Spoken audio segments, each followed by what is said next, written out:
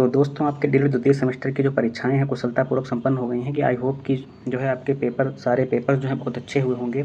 और दोस्तों जिन लोगों के पेपर थोड़ा बहुत अच्छे नहीं भी हुए हैं तो उनको जो है कोई भी प्रश्न पत्र अगर अच्छा नहीं हुआ है तो ज़्यादा परेशान होने की बिल्कुल भी ज़रूरत नहीं है।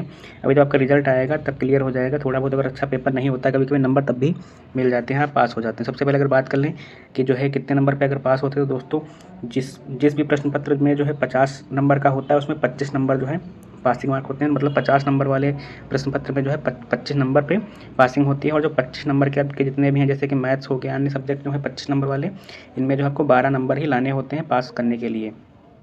ठीक है, तो केवल 12 नंबर। तो जिन दोस्तों को लग रहा है कि उनके 11 नंबर आ रहे हैं या 10 नंबर आ रहे हैं या 12 ही आ रहे हैं तो उनको ज़्यादा अभी परेशान होने की ज़रूरत नहीं है। कभी कभी एग्जामिनर जब चेक करता है तो आपको थोड़ा बहुत जब कम ज़्यादा होता है तो स्टेप मार्किंग में जो है एक आधा नंबर अगर घट रहा हो तो बढ़ा के 12 आपको पास कर देता है। तो इसलिए अभी से ज़्यादा परेशान आपको नहीं होना है।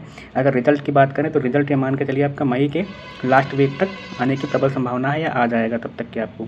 ठीक है, और स्टेप मार्किंग के भी हमने बताया है कि अगर आपका प्रश्न पत्र है जैसे 2 नंबर का आपका प्रश्न है और आपने अगर आधे से ज़्यादा सही कर दिया है या आंसर गलत हो गया है आपका केवल, ठीक है, तो 2 नंबर के प्रश्न में ये मान के चलिए आपको 1 नंबर आराम से तब भी एग्जामिनर आपको दे देगा। अगर आपका आधे से ज़्यादा सही है या केवल आपका आंसर गलत हो गया है तो आपको परेशान नहीं होना है, वो आपको 1 नंबर तब भी मिल जाएगा, ये मान के चलिए।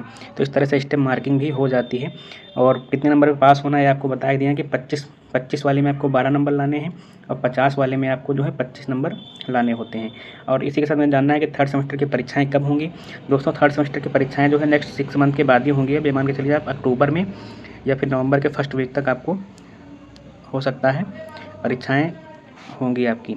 और बैक लगने पर अगर क्या होगा तो अगर दोस्तों जिन लोगों के मान लीजिए नंबर ज़्यादा ही कम आ रहे हैं मैथ्स में या किसी अन्य सब्जेक्ट में, तो अगर आपके 1 या 2 सब्जेक्ट में बैक आ रही है तो ये मान के चलिए उनकी परीक्षाएं जो आपकी होंगी तो वो सेकंड सेमेस्टर जो अब होगा उसी के साथ में ही होने की संभावना रहती है। तो तब तक के लिए आप अपनी तैयारी को जारी रखिएगा। ठीक है, और बाकी भी ज़्यादा परेशान नहीं होना है क्योंकि जिनका अगर ख़राब भी हुआ थोड़ा बहुत तो कभी कभी ऐसा होता है कि जब रिजल्ट आता है तो एक आधे नंबर वाले वो पास हो जाते हैं दोस्तों।